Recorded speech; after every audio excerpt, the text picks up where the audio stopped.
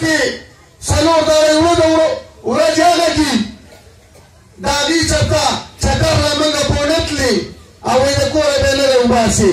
دا د سپتمبر مخکې چکر له بوځئ چې دوم خوشحاله تاسو پیسې وګټئ والله که بیا ښځو له خپل حق ورکوئ بیا تپیزان باندې ښکاري او ما د انقلاب نور راوستې ده نن په دغه کې ناستې ده په جلسهګاه کې نو موږ نه دا ښځې څوک تښتئ خو نه چې ګینې وبه یې رانه تښتئ نو مهرباني وکړئ خپلې ښځې به م راولئ په مزدور کې سالپاټۍ کې زه به لومبیا خپله ښځه راولم بیا به یې تاسو راولئ انشاءالله بل ملګرو په سیاسي یا ملکي چې کوم صورتحال دی بله ورځ تاسو کتلي وو چې د اتوار په شپه باندې د شپې 3 بجې چې کله د دغې جرنیلانو او د دغې سیاسي خلکو د مفاداتو خبره وه نو د شپې 3 بجې د اتوار په شپه اجلاس راوغوښتو او ترمیم یې وکړو او سهار چې بیا راپاڅېدو بیا یې ورته اجلاس کېنو ځکه چې دا د دغې خلکو د مفاداتو خبرې او کله چې د غریبو د مفادو خبره راشي بیا دوی وایي قانون دی بیا قانون چې دی دا د ګولاګي جال دی ماشه دا چې پکې ورشي هغه پکې نښلي او ډمبره چې پکې ورشي هغه جال بیا شلی بیا نه قانون او نه اسم نه مګرو دلته قانون دا صرف د غریب دپاره دی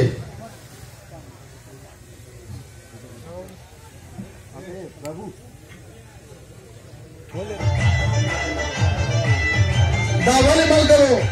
چې قانون دلته ته سرمایدار او جاګیردارو دپاره دی تاسو اسمبلۍ ته د خپل طبقې نماینده نه دی لېږلی دا د تېر الیکشن کې به خلکو ویل که عمران خان خر ودرېږي ویل موږ اوټ ورکوو نو خر له چې اوټ ورکوي بیا به لاپې درکوي هغه خلک چې د عمران خان په نوم یې اوټ واغېستو او اوس قرار یې خپلې مزې چرچې کوي تاسو چېرته ولیدو زموږ ملا به په سټیج چړل ویل عمران خان ویل په ګرمۍ کې پروت دی نن هغه په یورپ کې پروت دی او عمران خان په جیل کې پروت دی ملګرو دا زنانه ناستې دي خو د صورتونو ټیکه هم ابي اغوستې ده هغه نور شهیده خو دې پاتې شو ملګرو دغه د قام خیرخوانې دي دا بیا تاسو له په اوټونو کې راپیدا شي او تاسو من د تار وخت کې د کوڅو کې ګرځو بې قطعې هغه له 15 کاله بعد راشي بیا هسې خوشحاله استقلالي خان راغلی دی هغه ما ته ډېره موده پس لیدلی که نه مهرباني وکئ چې کله د مطلب ټیمي کله د غریب د عزت ټیمي نو بیا زمونږ د علاقې بعضې مشران ټول نه بعضې مشران چې هغوی نه غواړي چې یاره دا قام دا په اتفاق شي دا نه غواړي چې دا په اتفاق شي ټول عمر هغوی داسې یو طرف ته ځي کله د یو خانقې کې ناست دي او کله د بل خانقې کې ناست دي او نوم به د مزدور کسان پاټه استعمالوي دغه خلک وپېژنئ او مګرو مه چاله چندې ورکوئ زه یې بغیر چندو کسانې کومه ملګرو تاسو به کتلي چې د تحصیل په لازمۍ کې که بجلي به لاړه ما ته به ښه کوم ټېلیفون وکړو ناظم صاحب بجلي لاړه نن ستاسو چا تپوس وکړو نن څلورمه 5مه ورځ ده چې بجلي نشته تاسو د قرآن وایي په دې ناسته مجمع کې دې سړی وایي چې دا خپل لازم امینه یا امپیا ترین کړی چې یاره بجلي نشته دی تاسو وخورئ قسم چا ورته رنګ کړی دی ملګرو هغه زمونږ د طبقې نه دي هغوی ته پته نشته زه به درته په دې مازدیګري قسم وخورمه چې زما د خپل کور د کوټې چې د کمرې کومه بیټري ده قسم دی هغه خرابه ده هغه وړوکې هغه د 500 روپو والا پکې نور نه راوړی دی هغه چاره ډېر نه راکاږي نو ځکه یې ما ته پته لګي دغه خلک خو تاسو ولیدئ بیا په نورو څه باندې سر شي راوځي او په نوم باندې بیا لګی مونږه خوري نو ملګرو دغې خلکو ته به دغې ته به خیال کوئ که یو خبره ته زما متعلق چا وکړه نو دا به نه چې هغه سپي پسې به منډې نه وهئ خپل غوږ به ګورئ الحمدلله نه مې چېرته داسې بېکاره کار کړی دی او نه به وکړم انشاءالله او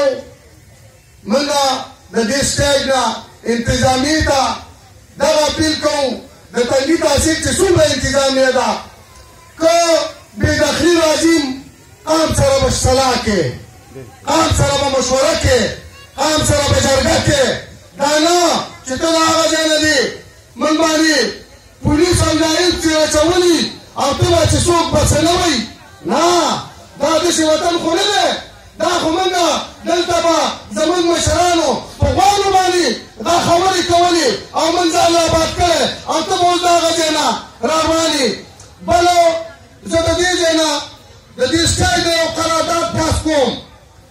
انتظامي ته چې کوم بوږه سپایار کوي